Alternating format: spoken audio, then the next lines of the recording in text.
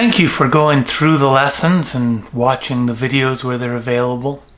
We really appreciate the time that you've taken to improve your photography. The biggest thing, of course, is to really apply what you've learned now.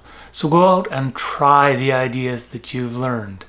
Go through each lesson and actually try it with your own camera to ingrain it into your own use every day. If you have a little bit of a blockage on an idea, then reread it, go back and try it with your camera, whether it's around the house or out wandering in the neighborhood or going out to nature and trying ideas or gathering kids together and trying your ideas with them.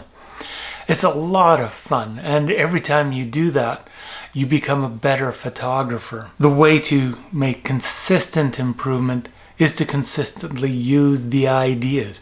Reading and listening to ideas is the first step in learning, but it's the actual application where you ingrain it into your knowledge and into your fingers so that you can actually use them. Okay, so now that you've done all these lessons, that you've learned all these skills on how to adjust your depth of field, how to make sure that the light is appropriate to the scene, to the mood that you're trying to create, to make sure that there isn't things behind the photo, behind the subject in the photo that will disrupt the photo.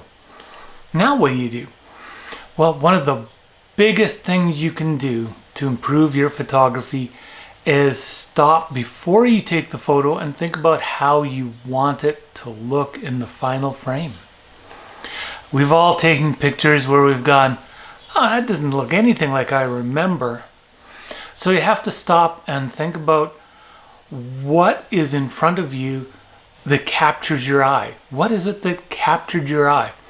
And how am I going to then portray that on the frame? The camera lies, you know that. It doesn't see the way our eyes see. So we have to make it see how we see the subject, the feelings that we have for the subject. That's the real art of photography. Now, there are times when something's happening right now, you don't have time to frame it and adjust your exposure. Just get the picture. Absolutely, get the picture. But when you can, reframe it, adjust your exposure, think about how you want it to fit into the scene. Do you want lots of the scene? Do you want very little? Do you want the dark side to be a little brighter? Or do we want it to be more dramatic? Like if I face this way and make that really dark, then this will be a little bit more dramatic. Or do we want this lighter so it's a nice and bright and airy? Practice those things, and that will be what makes your photography stand out. That will make all your friends and family and onlookers go, wow, that's an amazing photo. It's the pre-planning, the thinking about how I want this image to actually look. How do I frame it? Do I make it all centered in the frame? Or do I put it off to one side? Or do I have somebody looking out the frame? That causes a little bit of different feelings. Each one of those cause a different feeling in the image.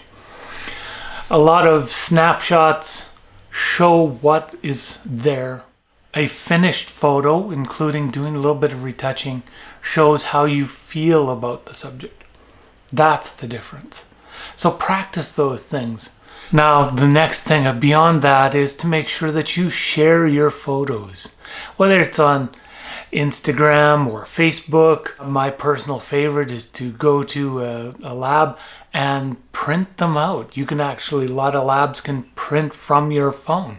So print them out, put them on a basket on your table. People love to look at photos that way, and we've kind of gotten away from that, and I think we should get back to that because it is so cool to do. Another place to share your photos is, of course, on our Facebook group. So please join our Facebook group and share with us. We'd love to see what you're accomplishing with your photos. Thank you so much for watching. Enjoy your photography. Have a great day.